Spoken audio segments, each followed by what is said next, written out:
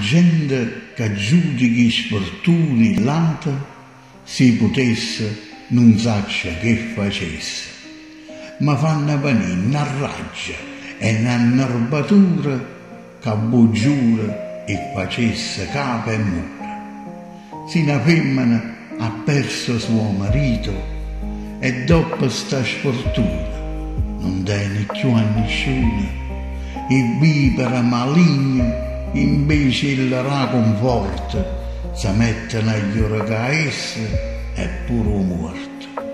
Si vengono a sapere che non ci ha fatto accampare, sti lingua avvelenata su peggio di carri armati, ti passano per quello senza pietà, ti mettono sotto i piedi per te scamazzare.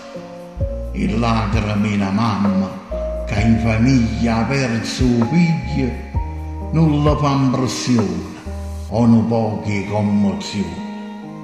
E lacrime una vecchiarella che non può camminare, non le squarta il cuore e non fanno carità. Sta gente che nei cattiveri sapesse ricordare che pure la vita loro non giorno può cagnare.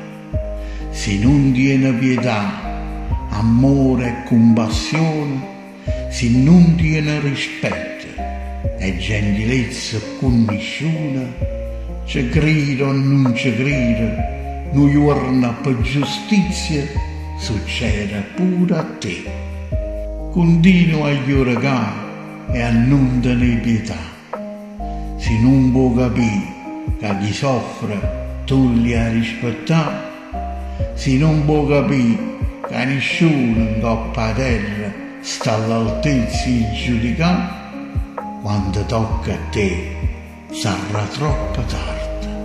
Sarà troppo tardi pure per te pentire. E per la cattiveria, l'invidia e la gelosia, la sofferenza ti farà morire.